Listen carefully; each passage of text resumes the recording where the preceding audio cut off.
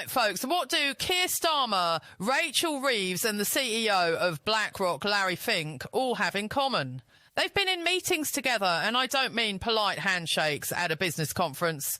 I'm talking about closed-door strategy sessions in Downing Street shaping the next phase of globalisation. And, spoiler alert, it's not good news for you. So today, I'm going to take you inside BlackRock's so-called Second Draft of Globalisation and explain exactly why it could quietly drain your savings, crush your wages and hand over chunks of the UK's infrastructure to private foreign control. And no, this isn't speculation. Larry Fink has met directly with both Starmer and Reeves to push these ideas. BlackRock's pitch is simple. They claim the first wave of globalisation created wealth inequality, and now they have a better version. The fix? Channel citizens' savings into local infrastructure and businesses. Sounds nice. But here's the catch. Those savings won't be under your control anymore. They'll be locked into illiquid investments like ports, energy grids and green projects. That means if you lose your job or face an emergency, good luck getting that money back. This is sold as supporting local economies, but in reality, it's a way for massive asset managers to lock up household wealth for decades. So let's start with the facts. In November 2024, Larry Fink was photographed at number 10 Downing Street. Rachel Reeves was there too. In April 2025, after another round of meetings, Fink gave interviews praising the UK's economic direction under Starmer's leadership. These meetings weren't about helping small businesses or reducing your energy bills. They were about making Britain more investment friendly for BlackRock's global plans, which means creating the perfect conditions to move UK savings into their chosen projects. And here's how it works. More people are nudged or shoved into becoming investors through pension auto-enrolment.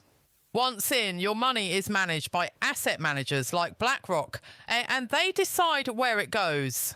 You might think you're saving for retirement, but in reality, your money could be funneled into giant infrastructure projects, ESG-driven, green deals, and even digital surveillance-linked technologies.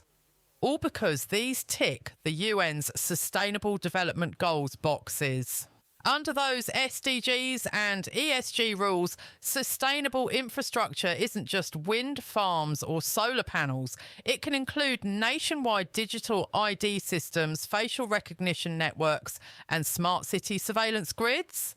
These are sold as green because they claim to cut waste or reduce emissions, but they also expand state and corporate monitoring powers over your daily life. And remember, these investments are illiquid. Once your money is locked away, you can't just sell out if times get tough. This isn't just your pension, it's your financial freedom being redirected into projects you didn't choose with rules you can't control. Larry's Globalisation 1.0 sent the jobs abroad. Globalisation 2.0 brings the cheap labour here. Instead of raising wages for UK workers, we import lower-cost labour to build the very infrastructure you're paying for.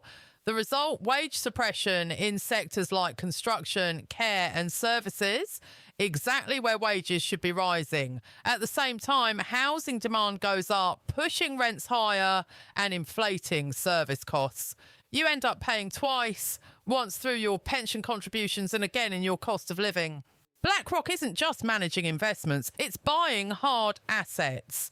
Around the world, they've been acquiring airports, ports, utilities, and the UK is firmly in their sights.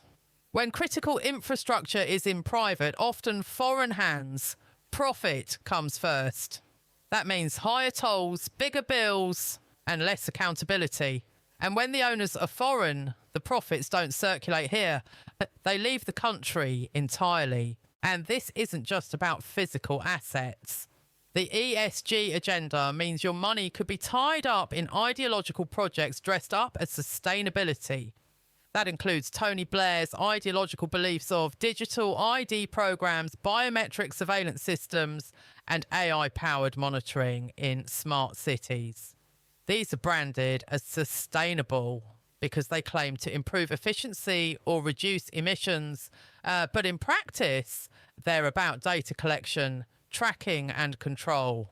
If your pension is funding this without your consent, you're effectively paying to build the systems that will monitor your life.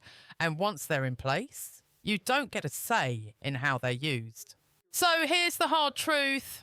You lose control over your savings. Wages stagnate while living costs climb. National assets slip into foreign ownership. Market competition dies. Success depends on political connections, not merit. And all of this is wrapped in language about helping the economy or going green. But for most UK residents, it's not help. It's a transfer of wealth and control from the many to the few. We've been here before. The first wave of globalisation gutted our manufacturing and left communities behind. This second draft could be worse because it's coming for your savings directly. With Starmer and Reeves meeting Larry Fink behind closed doors, the UK isn't just drifting into this plan, it's being steered into it. And unless people start asking hard questions now, we'll wake up to find we've funded the very system that prices us out of our own future. So here's the question. Are we really going to let global asset managers and politicians in closed-door meetings decide how our savings are used, what our wages are worth, and who owns the very infrastructure we rely on? If you think the public should have a say, don't just nod and move on. Share this video, leave a comment with your thoughts, and let's make sure more people understand exactly what's at stake. Because the moment we stop paying attention, the moment we stop speaking up is the moment they win. And I don't know about you, but I'm not ready to hand over the keys to Britain's future without a fight. I'll catch you all on the next one, folks. Take care.